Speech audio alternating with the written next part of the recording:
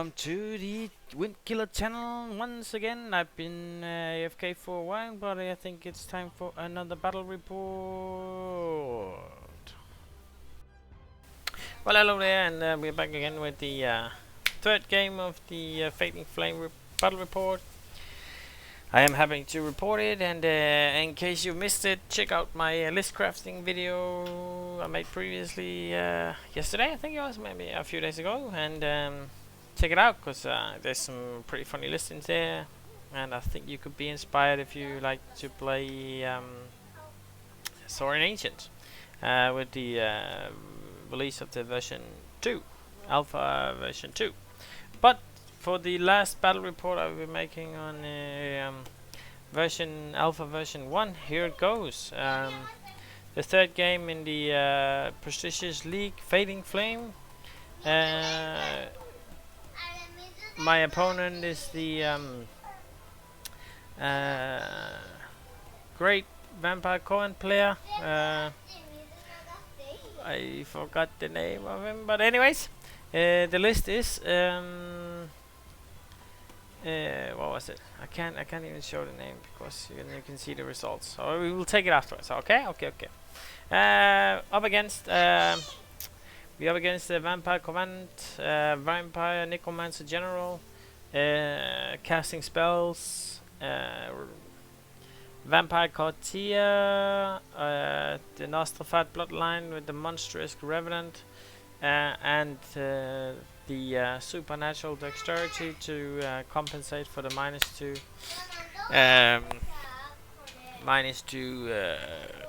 weapon skills you get when you're a vampire. Yeah, and triple banshees, and ghouls, skeleton zombies, altar of undead, 3 great bats, and here is the weapon, the dangerous part of the army here, right? 9 raves plus 3 banshees and a shrinking horror. I mean, that was pretty nasty, combined with the evocation, and he has, I think it's, what is it, an unholy, or maybe it's the unholy tomb that gives him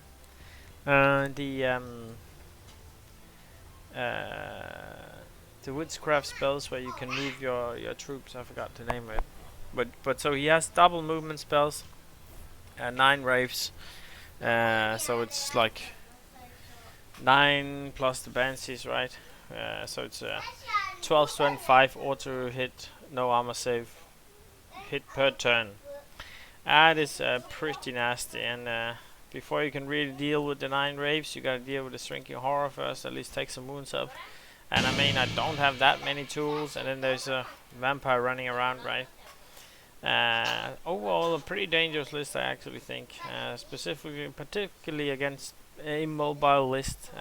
This list here is sort of immobile, right? But we do. I did have some tools. I have the Taro Saws, double Taro Saws with magic bows, combined with the Anorak Archmates, Alchemy, and Forbidden Mastery. So I had access to 2 magic, I had access to granting magical attacks to 2 spells that gave me magical attacks. So I did have tools against it, right?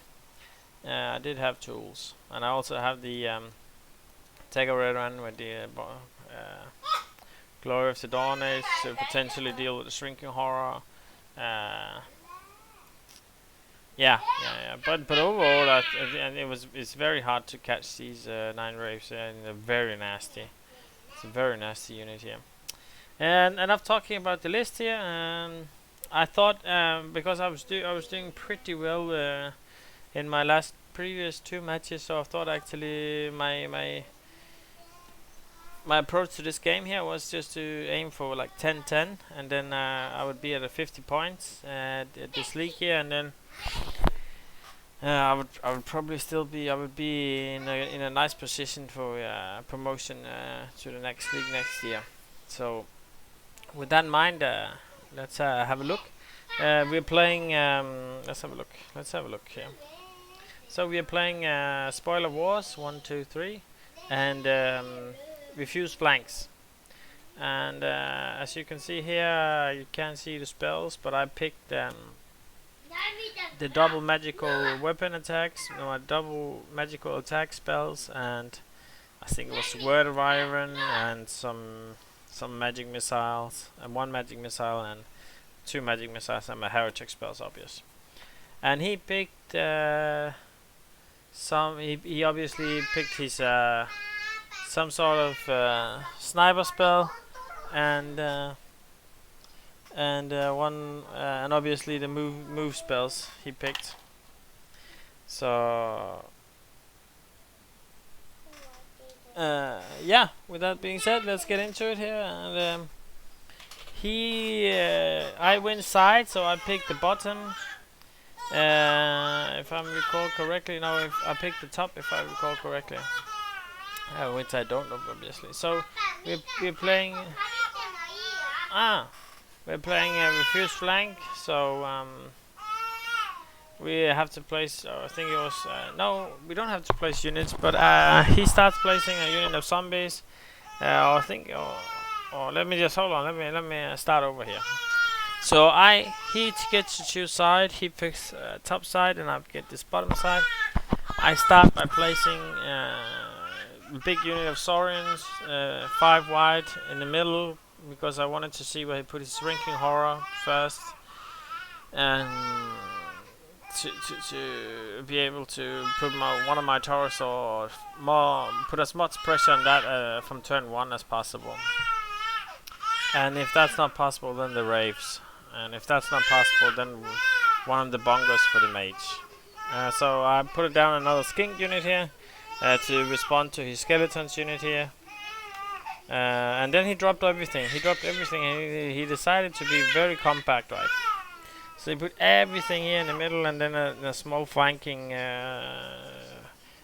delegation here with 25 skeleton with the Rentless Banner. So he's gonna pick up the object here real fast and fly down here with his vampire to threaten the counter charge here. I'm not sure what the bat was doing here.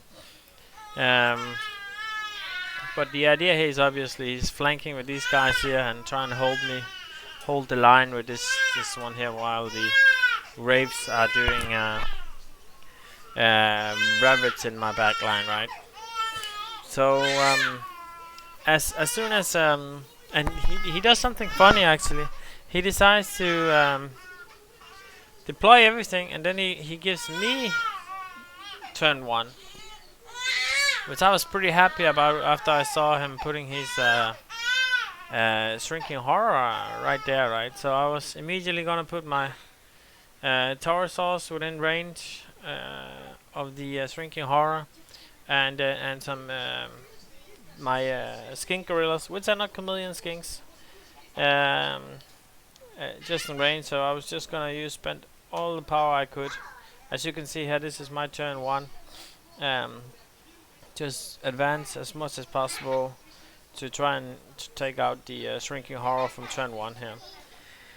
I did something interesting here, if you can call it interesting, but it was this unit here. I decided to play with my Taker Veteran in the Saurian units instead, because I kind of concluded I didn't need that much power on the left flank. I thought my Caimans and my Raptor Riders just alone would be plenty to go through, because this is let me just summarize it. This is zombies, skeletons, ghouls, skeletons, Raves, altars, right?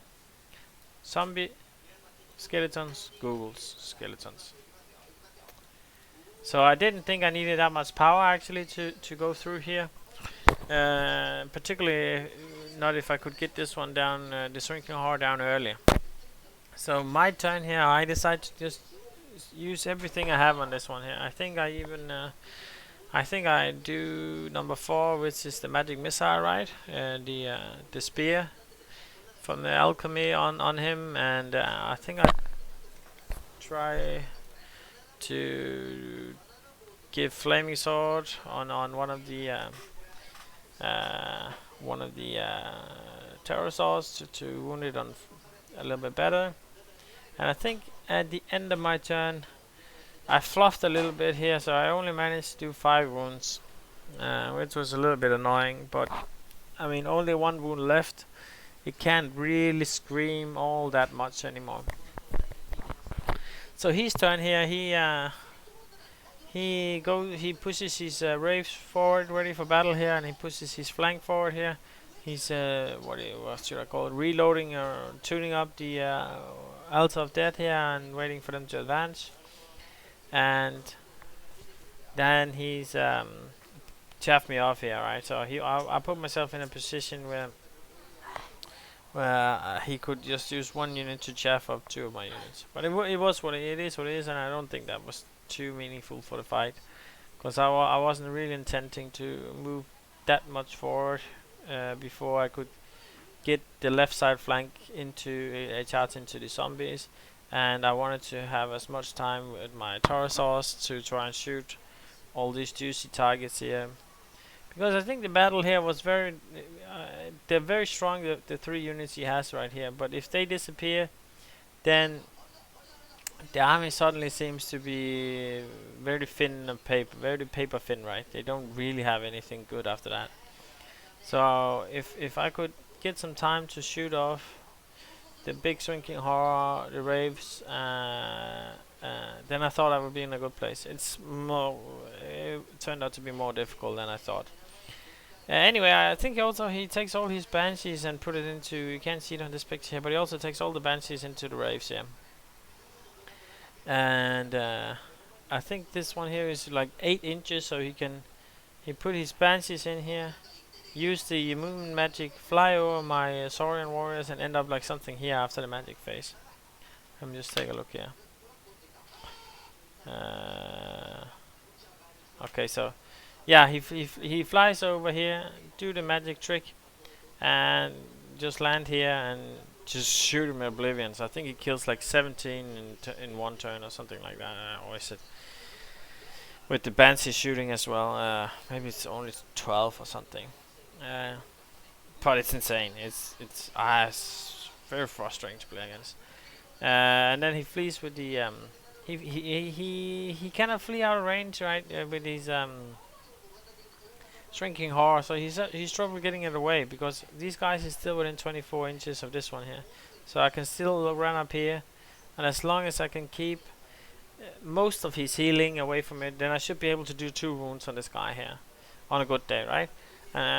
So even if you do get a heal off, then I can do 1 wound. So I just have to stop this guy with the Netherworld, whatever it's called, book that heals 2 wounds per phase, and then I will let him do 1 race with his Vampire Coven, and then I do 2 wounds to him next turn. That was the idea. And he flanks up, obviously he flanks up the left side here. Yeah, and that's his turn 1. So my turn 2 here, I charge this in with everything. As you can see here, the 30 Saurians has been pretty damaged. Like how many? There's 12 left. I started 31, so what's that? 19 Saurian dies turn 1. Boom. Yeah. That was nasty. Anyway, I get the charge in here. I get the flank charge here. So the idea here is these guys will just be standing still. So when they kill the bats here, I would overrun with the Saurians here. Or maybe I would look this way here. Or put them. I don't even remember what my plan was. Well, it's not really important because I thought they were gonna die. If I didn't do something drastically, they were gonna have 1 more turn to live, and then they would die. And then he would go on to take the Tego Guards, right? So I decided to obviously to try and kill the shrinking horror here, and then move my Taurosaur, as you can see here, next picture here. I decided to move my Taurosaur down here, and Taurosaur. Oh yeah, because I wanted to be sure to take the shrinking horror down. So I moved this one down up here as well to shoot the shrinking horror and to threaten his bunker of mages down here, right? So I mean, I'm pretty sure if I get a charge up with my Taurosaur on the unit down here, I should be able to hold it or kill it. Which would mean his mates have to flee somewhere to safety, right? And what I was hoping, maybe I could get it out of range of this unit here, so it will become less flexible. So if I could separate the mates from these guys here, then he would have less flexibility with the unit and make it less stronger. So in my magic phase here, I also managed to get off the flaming, the best spell probably, flaming, sort of flaming here, and I hit with both of my double bull floors here. So I managed to do, what was it, 1, 2, 3, 4, 5 wounds on these guys here. So now they're, and I think maybe that was it. I didn't get my magic missiles off or anything, but I did take off 5 wounds, which was nice. Still very strong, right? But they're probably not gonna kill 19 saurians next time. And I managed to take down the string core here. So all in all, the threats are being, how to say, taken care of right now, right? So he's turned, and we are slowly, and we're probably gonna be grinding through here to the, getting through here with the flank side here, because this flank side, if I get through here, right, I mean, like the bunker down here, ghouls on flank, everything looks really tasty for these guys here. So as you can see here, we managed to, I overrun here, so I'm threatening charges on this bunker here, I'm potentially threatening charges here. Overall, overall this flank looks really difficult for him.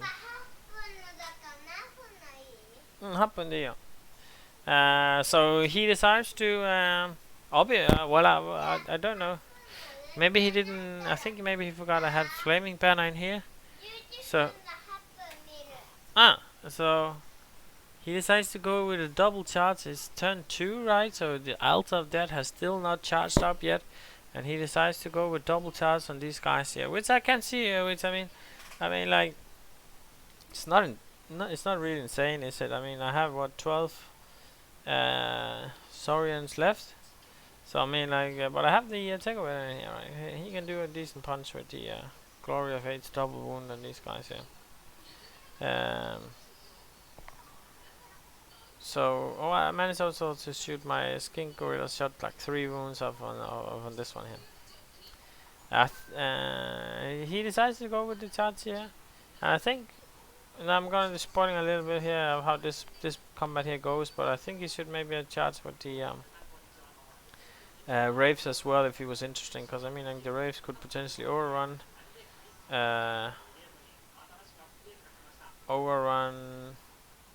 sack them, give them up for maybe an overrun into these guys here, or just stand in front of my Techo guards and then prepare having the ghouls, because you're gonna, if he kills these guys here, then yeah, maybe it's correct. Maybe I don't think he should charge though. Maybe just move up the ghouls here and stand in the way.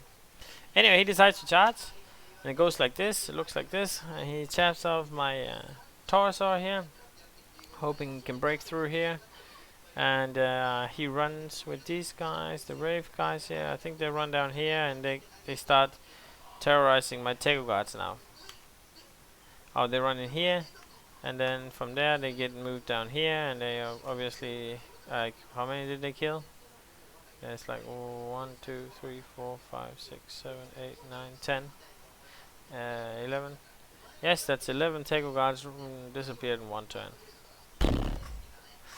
Jesus Christ! But what he did do was he gave me here an opportunity again to shoot from the flank with my bow here, right? And I have the pyroclastic flow, so I can do 3d6 flaming missiles on these guys. So I'm hopeful next time that I could do some serious damage to this unit here and get rid of it.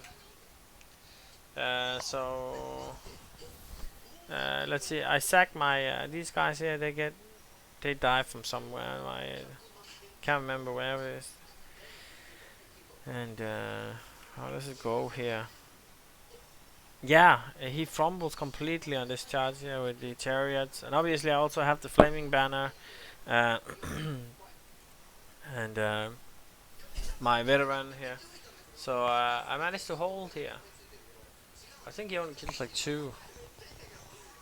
Yeah, or 3 or something, like 4, or maybe 4 or something. But I'm still steadfast. That's the point.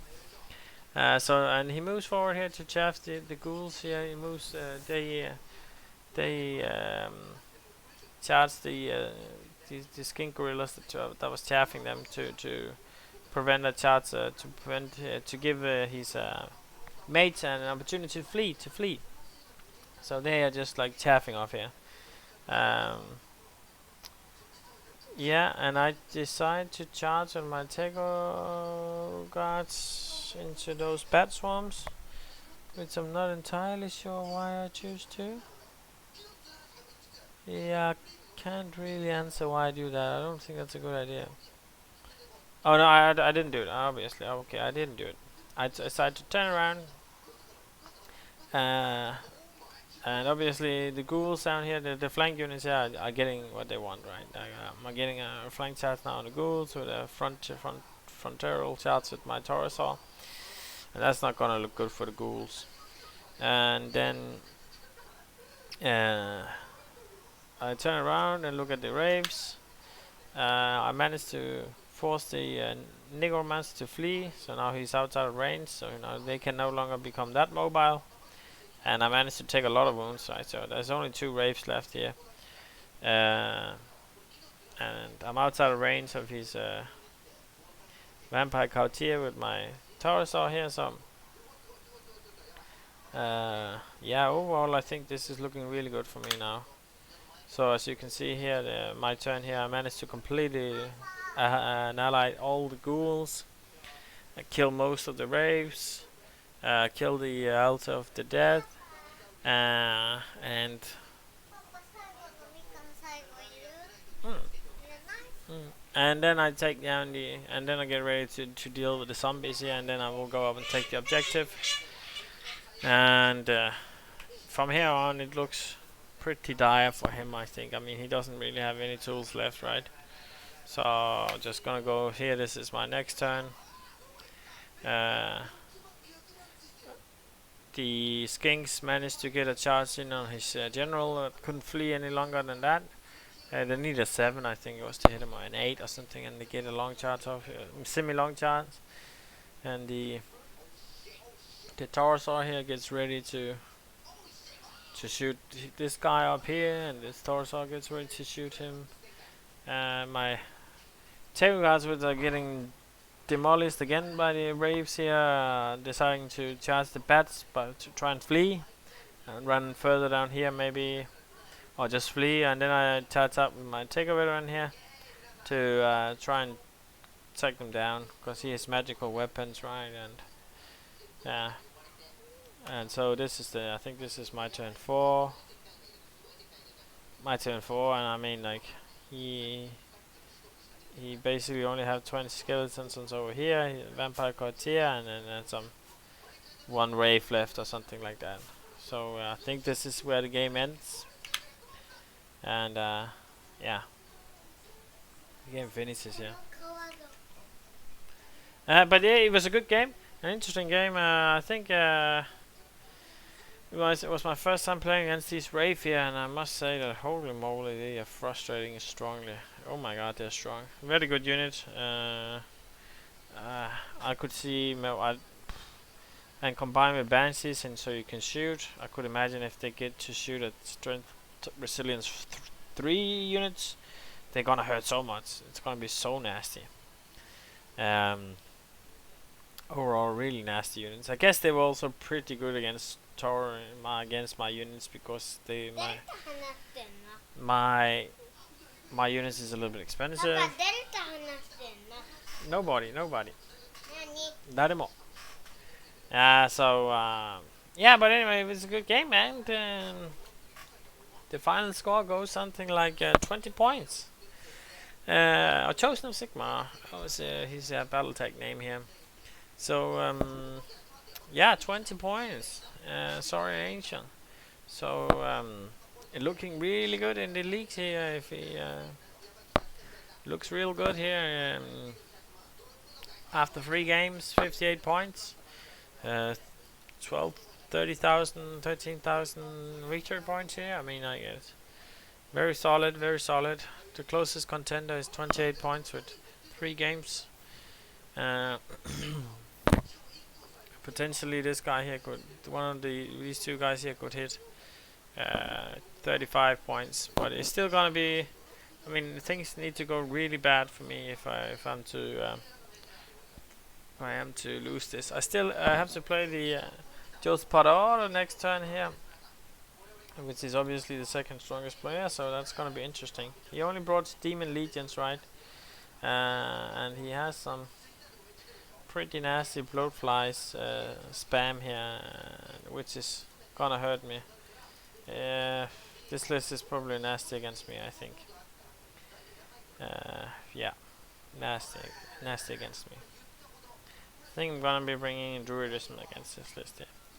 Anyway, or maybe I'm gonna be, actually I think the next game here will be an updated version, so I will be picking a new list, and we look forward to see what that's gonna happen. Anyway, this is the end of this battle report here. Thank you for watching, and remember to check out my list crafting list.